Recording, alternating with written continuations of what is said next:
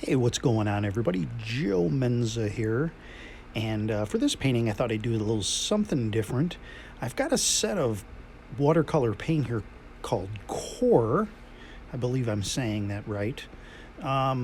They were recommended to me by another artist on Instagram, and they're supposed to be brighter and retain their brightness more, was the thing that kind of interested me. So I'm going to be painting on 10 by 14 arches, 140 pound, and using my usual. Now, this set does not have the exact colors I normally use on my palette.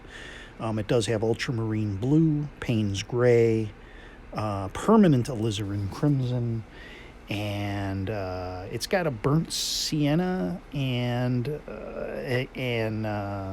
Hansa yellow, and it does have a yellow ochre.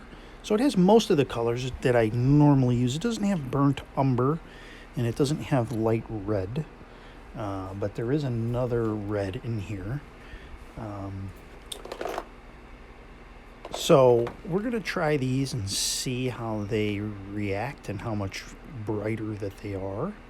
So I've already put the yellow ochre for our background here, and I've kind of carved out the middle just to retain a little light somewhere in there. Give it a little spray and just clean up some of the drippage here.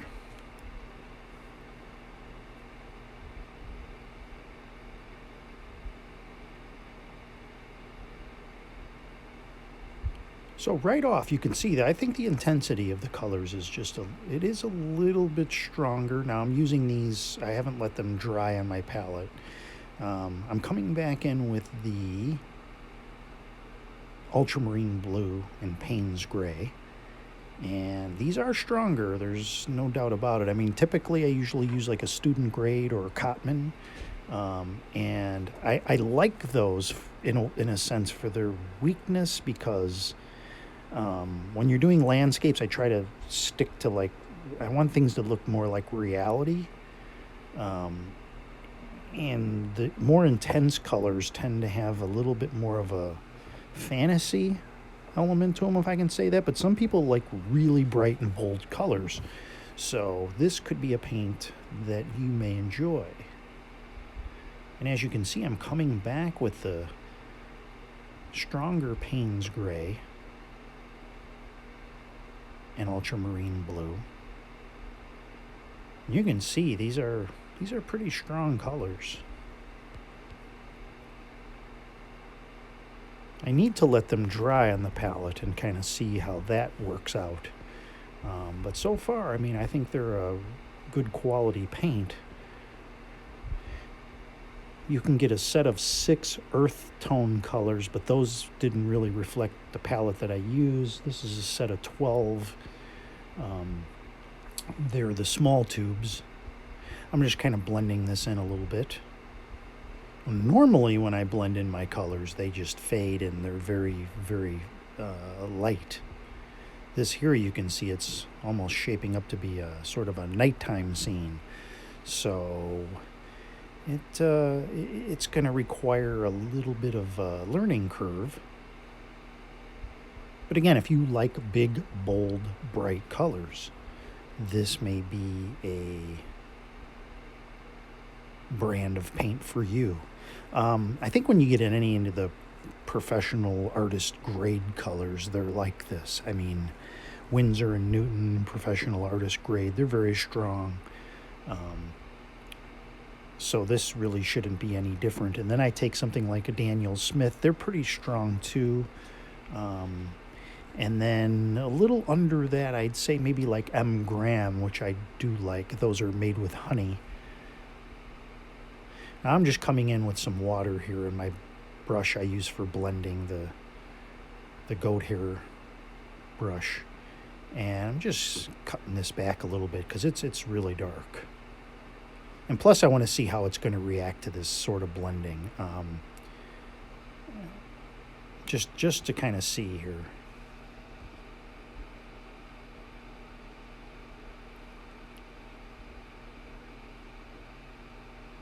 So So we've got some nice light coming through the sky.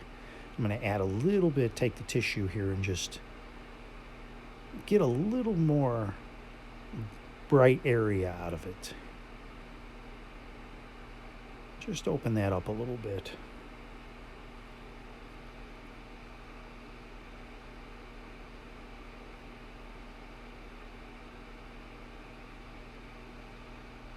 I like the way that it diffuses. That's something that, if you like sort of a grainy effect, it's definitely doing that. Usually you can tell if there's like a lot of pigment in a color, it'll do that nicely.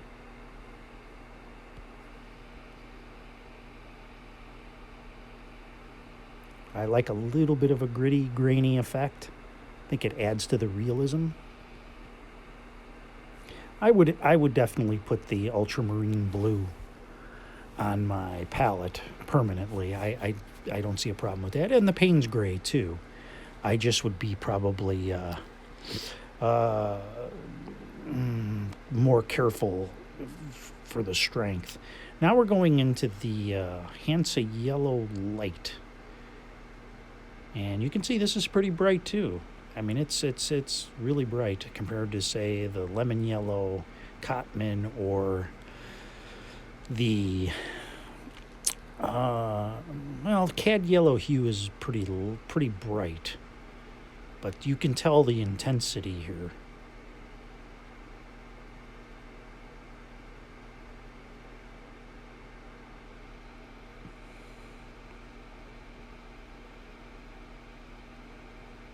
And there's an azo yellow too that's mixed into this. It's almost kind of more toward the greenish side. And I'm just going to blend this together. I'm just trying to do a made up sort of a quick landscape just to see how each thing works out.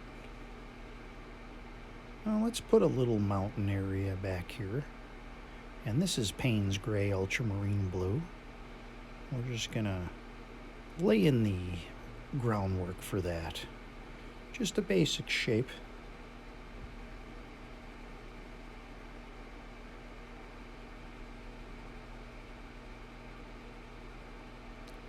And just kind of blend that in a little bit. I don't know about that little yellow area back there. I don't see that staying.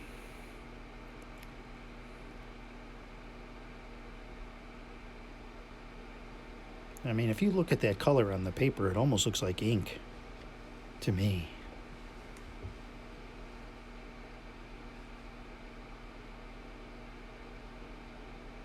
So now we're coming in on this side with some green mixed up with the yellows and ultramarine blue. I think, though,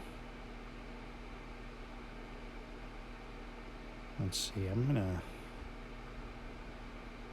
see how it kind of blends out to create a little shadow, but I think I'm gonna put something else in there.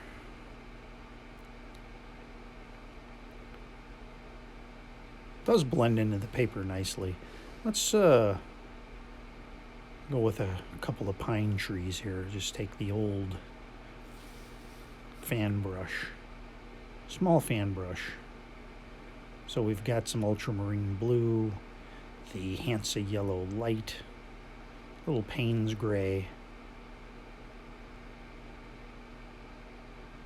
These are definitely deep colors. I need to let these dry on my palette, and who knows, maybe when you let them dry, maybe they won't lose as much intensity after they dry on your palette.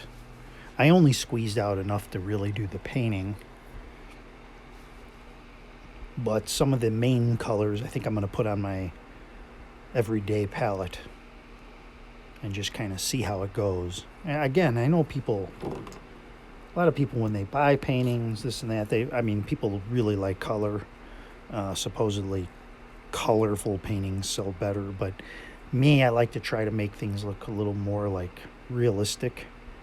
It's just how I feel like when I look outside, but with a little more uh, exaggeration. So slightly exaggerated impressionistic realism. How about that? So we're just taking the fan brush, mixed a little of that yellow. I don't think I'd use that yellow on a regular basis. I still like yellow ochre and cad yellow hue.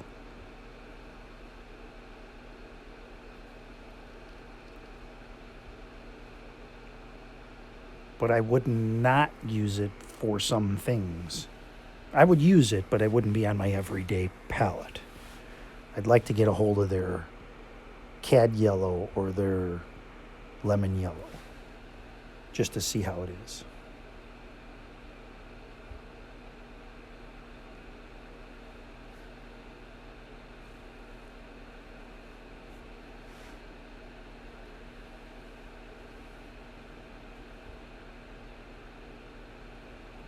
And one of the reasons it could be so much stronger, again, is because I'm using these out of the tube um, without them drying. And I notice when I do that, if I run out of certain colors and I squeeze them out fresh, I intend to, or I not intentional, I come out with a painting that's just more stronger in color.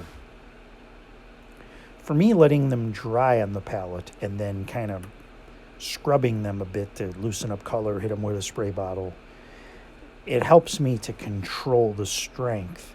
Otherwise, if I am coming straight out of like liquid paint that I just squeezed out, I tend to go almost too heavy. Just because it's there, I tap a lot on, and it's okay for sometimes, but for me, I think it helps me control myself a little bit. And that's one of the benefits of letting it dry on your palette. But the negatives of letting it dry on your palette, I think, are that you come in too light if you're not careful, and you end up wearing your hake brush out. If you do a lot of scrubbing, you'll see hairs in the palette. Now, what I've been doing lately is I use a closed palette that's like a travel palette. And when I close it up, I mean, typically when I open it, they're semi-wet. If you can seal them into a like Tupperware or sealed container, even a Ziploc bag of some kind, and they're almost sticky, that's actually preferable to totally dry or totally just come out of the tube for me. Now, if I paint every day, my paints are like that in my case. But sometimes 2-3 days go by, and for whatever reason I get busy and I'm unable to paint. When I open up that case, most of the paints have dried pretty well. So I'll give it a spray with the spray bottle and then let it sit for a minute, and it opens up a little bit on the paints. So you don't have to scrub them as hard. Obviously, you can add a little fresh to it, but another benefit of letting them dry on your palette is not wasting paint. It's hard to squeeze out onto the palette exactly how much paint you're going to use for that exact painting. And watercolor paint is not cheap. I think these QoR tubes, if you bought the bigger tubes, I saw them on Amazon for like $11. So now you'll notice on the right corner here, I've got their burnt sienna. It's a really nice color. I mean, I don't really use burnt sienna, but I think I might actually add it as a 8th color to my palette. I think it's a nice reddish brown. I could see incorporating that in certain situations.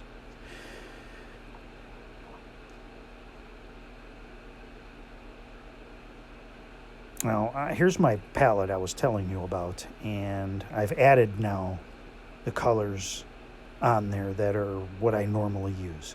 So I've added the yellow ochre, I've added the ultramarine blue, the Payne's gray, I've put a little of that burnt sienna on in another slot, actually in the middle where the brush would normally go, but I don't use that slot anyways. So this is sort of like part 2. I couldn't finish part 1 on my lunch yesterday, so this has dried, and now I'm coming in for part 2.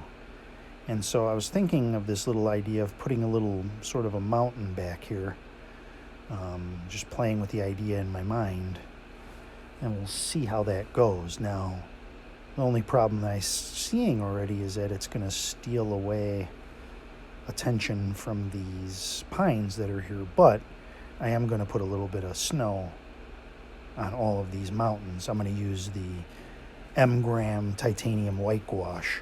I don't know if QoR has a white. They have a titanium white. I don't know that it's a gouache, but I'd definitely be willing to try it. So 2 of their paints I want to try is I want to try titanium white, and I want to try their burnt umber. Burnt umber is the only one that I didn't get.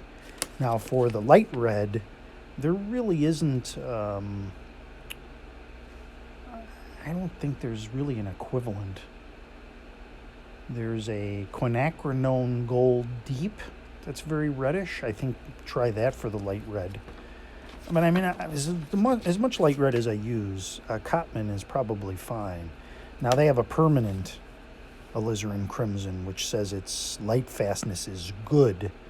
I don't think it's their best. Now when you use Cotman alizarin crimson, it's a dye, and it has, it's like a dye, and it has different colors to come up with that color.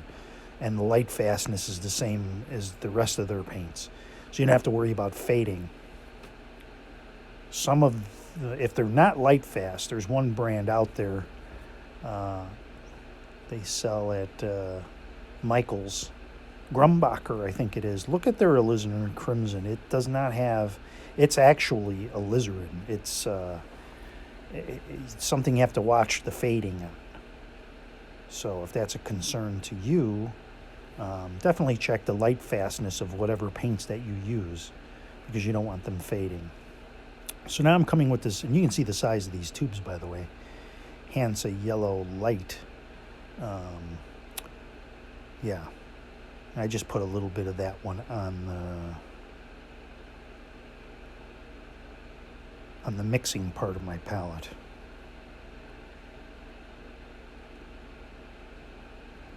I'm going to add some more grasses and things. I just want to see how it goes over some of these colors here. Not sure what I'm going to do in the corners. And I'm just kind of winging it. This is really more experimental to see where and how I like these paint colors.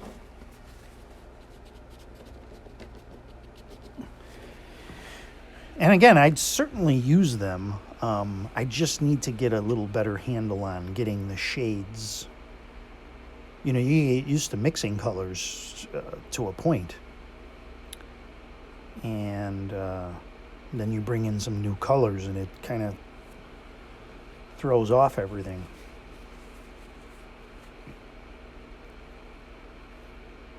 There's some people watching, though. They're really going to dig the intensity of these.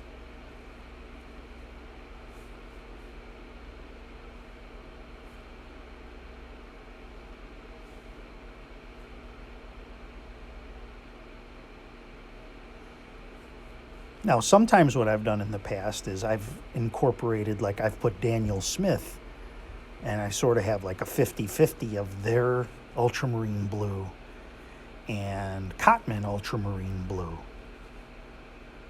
It's kind of a nice way to stretch out your student grade paints and still get a little into that artist grade and not have that intensity if you're not looking for that.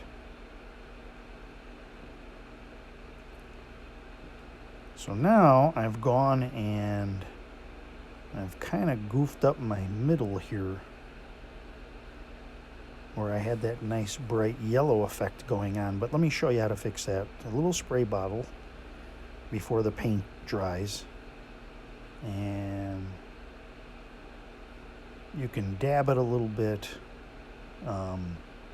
Sometimes just spraying it will just make that top layer of paint run and add some interesting look to it.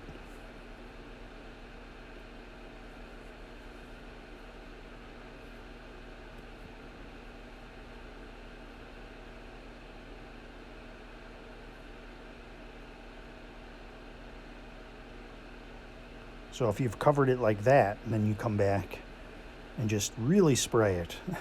Remember, it's going to run all the way down your page. Now look, see how that opened that back up again? So now we have that bright area again. So if you've done something like that, keep that water bottle handy.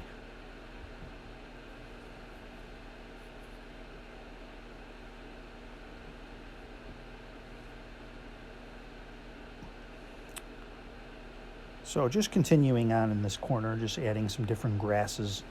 See how they stand up against the brighter colors.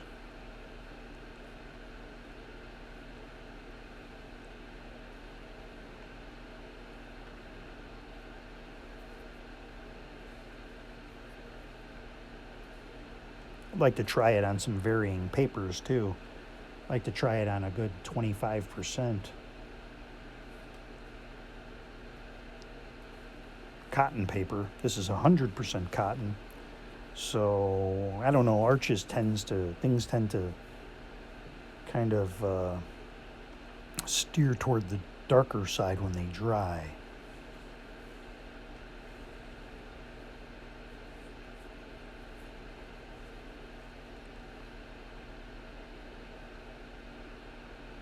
So I'm just working with some of the different colors here. There's a pyro red in here, and a quinacridone gold, which looks like red to me. I don't know why they call it gold, but I'm just sort of experimenting with those colors that I had on my mini palette. And I'm taking this now Hansa Yellow Light, which looks a lot like lemon yellow. I just, right out of the tube, I'm going to spray it, kind of let it run down, and blend it in a little bit. And so this will add to that sort of bright field that's there.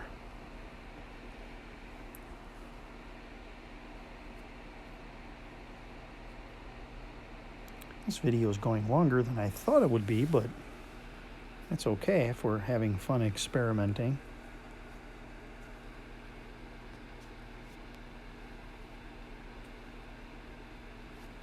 If you're buying paints that are sort of the bargain aisle paints, they're going to have a lot more of the binder and filler in there than they are pigment. And you're going to end up with weaker looking paintings. I know that there's some paints they sell in sort of the big box stores, and those probably fall into that theory. I'm adding a little more of the yellow to the trees here so that they stand out against sort of the backdrop a little better. Just going in with the fan brush. And you can see that these colors, the more out of the tube you do, is they really pop. But to me, they're more fantasy colors. They look more fantasy to me. And if I was using them for a regular painting, I'd have to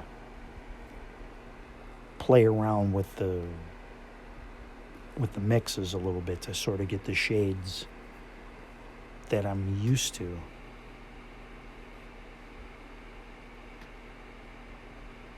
Again, when you're using the same paints for months and months, and you make a change to another brand, you're going to notice a big difference.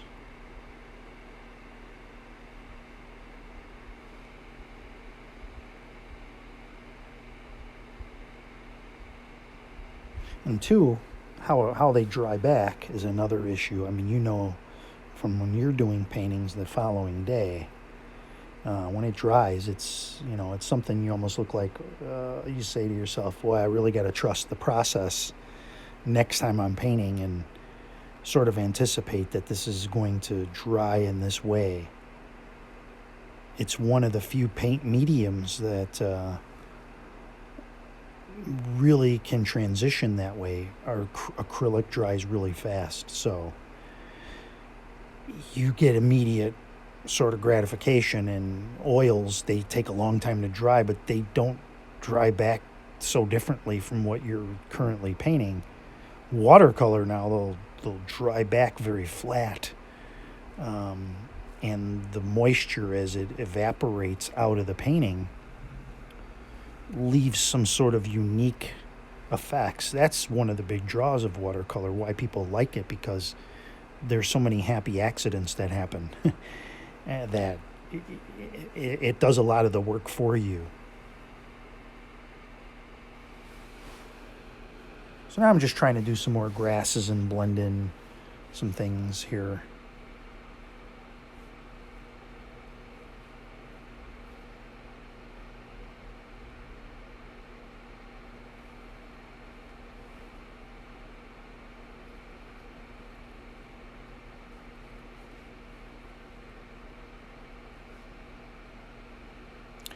I'm going to try doing the toothbrush flick.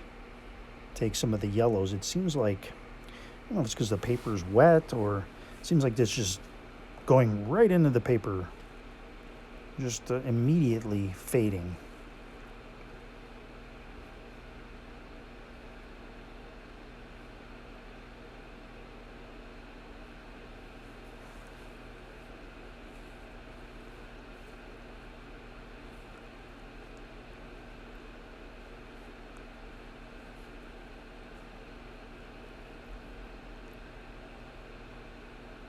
Just again doing some more flicking here.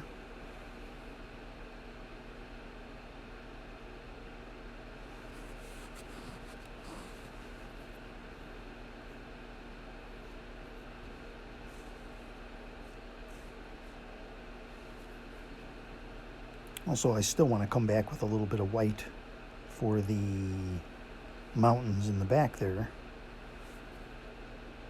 And I'll go ahead and do that now.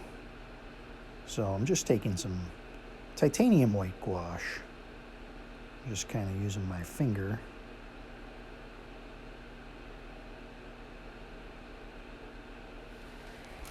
And just adding a little snowy character to those mountains in the back.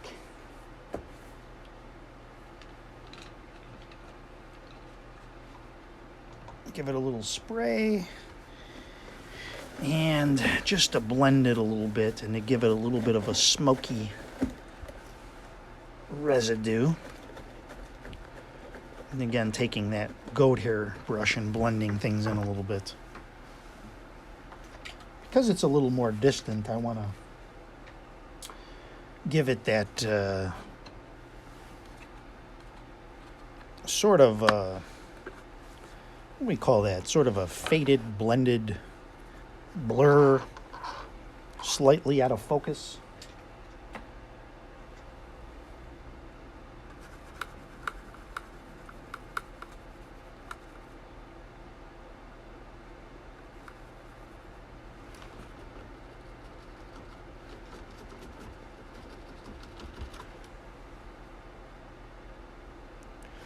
And then in this back mountain here,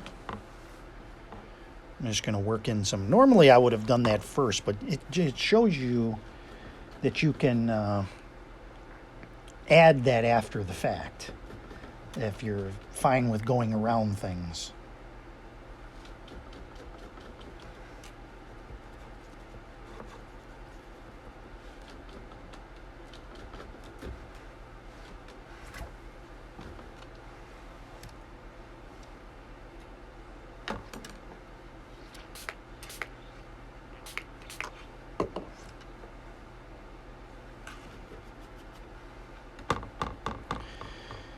Again, just blending a little bit here. Now, what I'm going to do is I'm going to put a little bit of ultramarine blue mixed with a little Payne's gray in the shadow areas. And kind of blend that over the top with the white.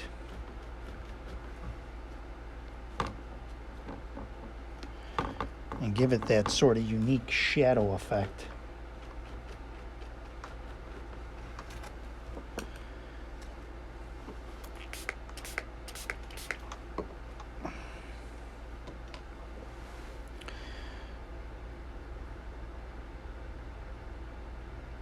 And we'll give it a little bit more white. Now, when it comes to gouache, it's pretty intense anyways, but white, whatever you're using, can tend to dry gray, especially when you add a little bit of water to it and you blend it with other things. It can look a little chalky. Now you can see I've added the little blue and I've let that blend a little bit, and it's given it a nice sort of shadow over the so it's not so dark. It still looks like there's snow over on the shadow side, but obviously I contrast with the snow side.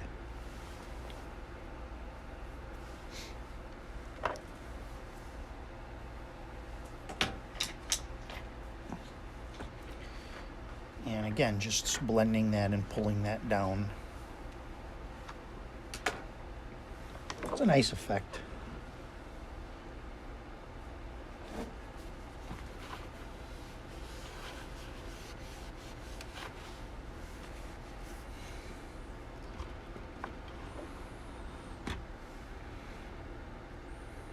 And just a little snow on that distant ridge there.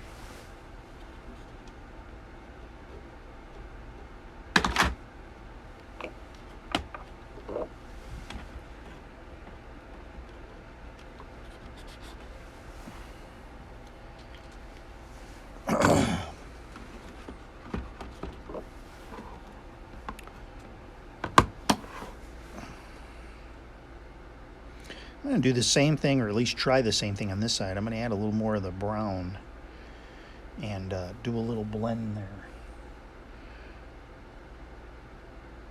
A little brown and a little bit of blue. It's a little too much.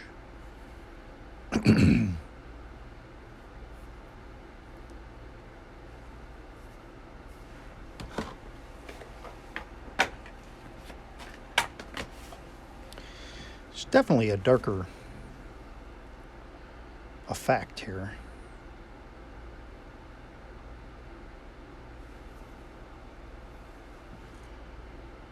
It's an odd contrast with those trees, but I think it looks okay.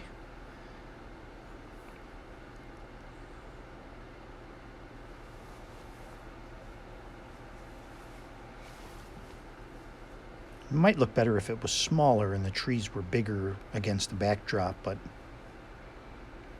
I think it'll be okay. So now I'm just playing around with some details, different brushes, and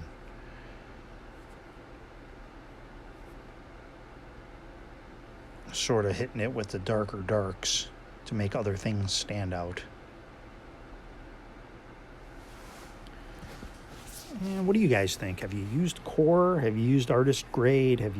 What kind of paints have you used that you like? Sound off in the comments section and let me know what you're currently using and what you like, what you haven't liked.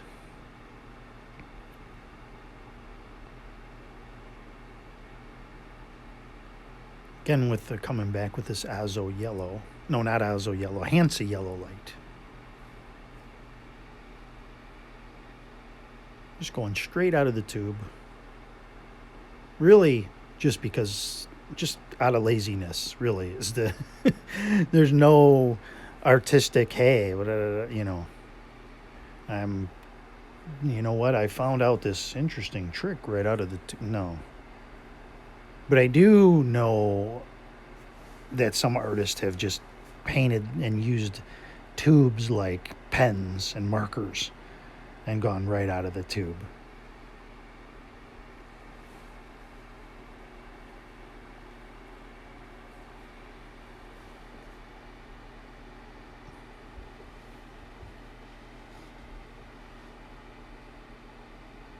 didn't do a whole lot of stopping on the camera in this one.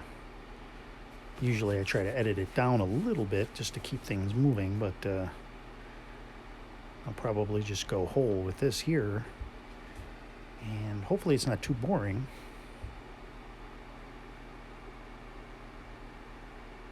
But hey, if it relaxes you and it puts you to sleep, I'm fine with that. If it entertains you and you enjoyed it and had a good time just watching. Sure, there's people that like to just watch these things and not even pick up a brush, and they just enjoy the process. And then of course there's going to be people that try, maybe they give up. I hope that isn't you. And then there's going to be people that make it a hobby, then there's going to be people that get really into it. All the varying degrees, but the people who give up are my concern. That's why I'm doing these. I want you prepare yourself. It's going to take a few paintings. The trick of it is you look at it and you say, you know, it looks so easy. I gotta try it, and then you try it, and that's when you have that realization, like, not as easy as it looks. And then at that point is when you say, well, there's a discouraging point somewhere along the line. Maybe it's your 10th painting, even 20th painting, where you go, I'm just not, getting it. And just keep pushing along and having fun and letting the paint run, try different things. When I started doing this, I was watching Stephen Cronin, and I remember sitting at my patio, and my first painting that I did, I thought it was an easy one, and it didn't really come out, and I thought, wow, that's something. And then I did another one where there was a guy fishing, and I looked at it when I was done, and I said, well, you know what, this actually looks pretty good. I look at it today, and I'm like, I turned a corner on it, but today, now I see, but that's why I don't want you to give up. No, we're looking at this close-up here, and we can sort of see, there's my tools that I used. You can see there's I'm not real happy with that little blob right there. Just going to dissolve it a little bit. But you can see the details. Do you like the colors in this one? What do you think? I mean, comparatively, are you a bold color person? You see those reds down in there, and I mean, I'm not saying I don't like it, but it's definitely more in the fantasy realm to me. You tell me. All right, so here it is in a frame. I think it came out pretty good. Thanks for watching, everybody. Please subscribe and comment. Have a good day.